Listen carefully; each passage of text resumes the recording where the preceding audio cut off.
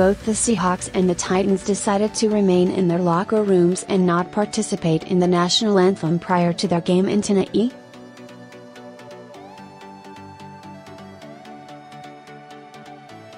During hours of meetings on Saturday discussing how to best respond to something they felt had to have a response, comments by President Donald Trump on Friday criticizing the NFL and players who have been protesting social inequalities during the national anthem, the Seahawks decided that whatever they did they had to do together.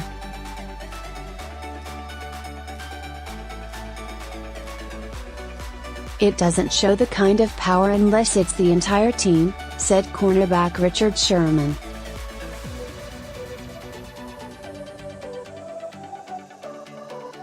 That led to the Seahawks on Sunday deciding to not take the field for the playing of the national anthem before their game against the Tennessee Titans.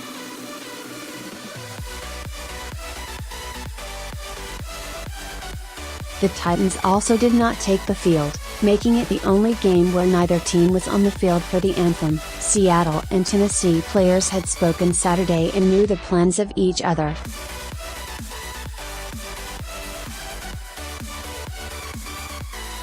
Sherman said many ideas were batted around in what he estimated were at least 3.5 hours of talks on Saturday, including kneeling with a flag at half-mast.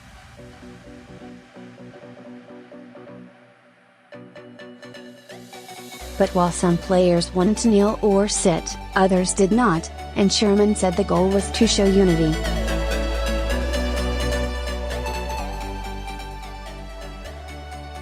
"We wanted to do our best to not ostracize our guys, any of our individuals," Sherman said.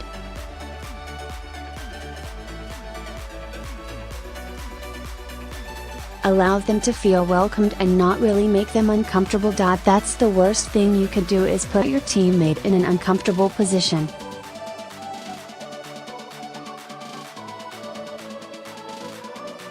"If we don't come out, the whole team doesn't come out, then it's easy for him to defend himself and say, hey, it's a team decision."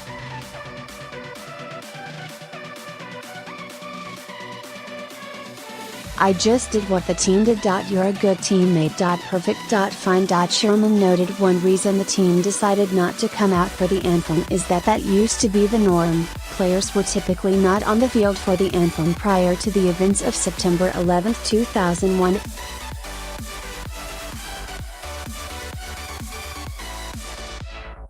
Shortly before the anthem, the Seahawks released a statement that read, "As a team, we have decided we will not participate in the national anthem."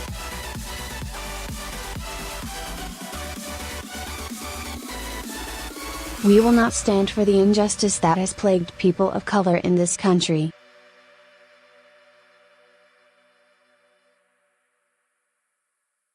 "Out of love for our country and in honor of the sacrifices made on our behalf, we unite to oppose those that would deny our most basic freedoms."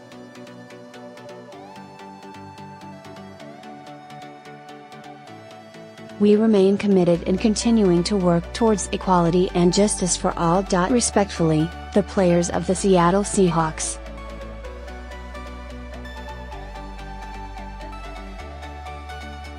Tennessee also released a statement reading, "As a team, we wanted to be unified in our actions today."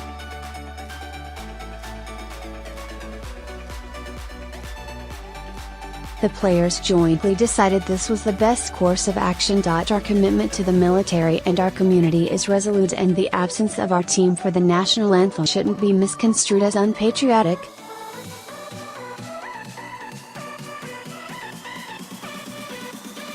After the anthem sung by Meghan Linsey, the teams then walked onto the field with many players locked in arms.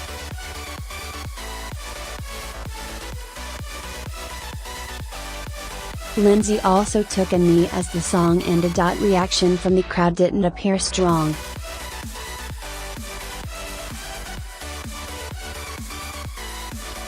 While there was some scattered booing as the teams took the field, it could just have been Titans fans booing the Seahawks.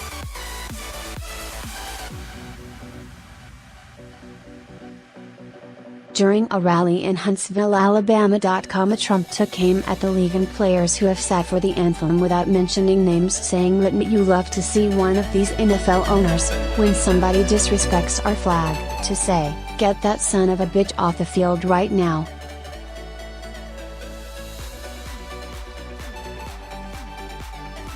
Out. He's fired. He's fired. Trump also said that NFL fans should turn and walk out if they see players sitting for the anthem, stating, "Even if it's one player, leave the stadium."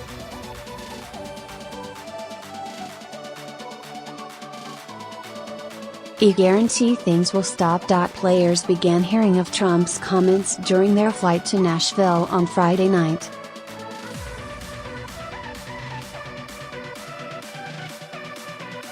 "It was sad to see that," said quarterback Russell Wilson, who said he agreed with the team's decision to not be on the field for the anthem.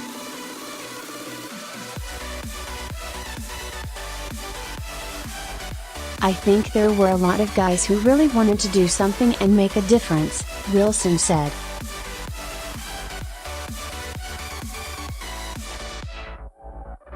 "I definitely was one of them, too. I wanted to do something where we could do something unified."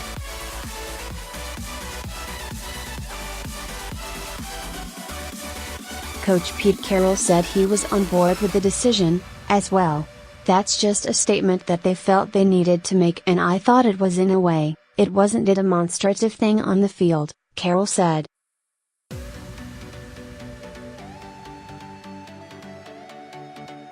"I think it was a classy way to demonstrate your dissent for what had happened." Carroll said he didn't think the discussion impacted the game, noting that the Titans, who went on to win 33-27, also went through a similar process.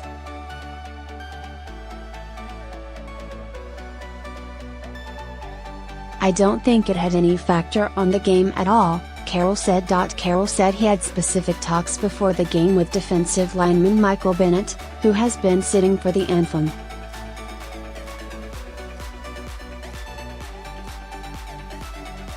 "I was proud of Mike," Carroll said. "Mike wanted to do the same thing, so we did it together."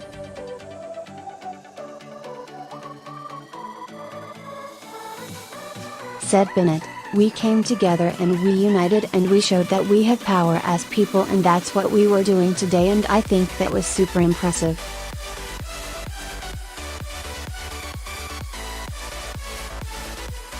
Players said they did not know if they will continue to not be present for the anthem.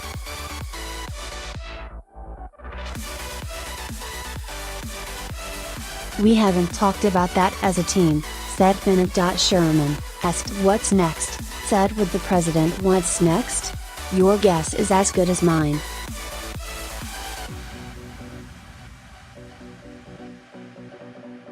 Players agreed with Carroll in saying they didn't think it had any impact on the game.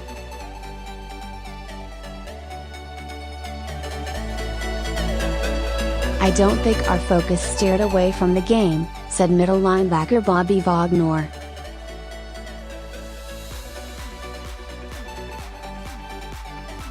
"Once the game got started, we were ready to play,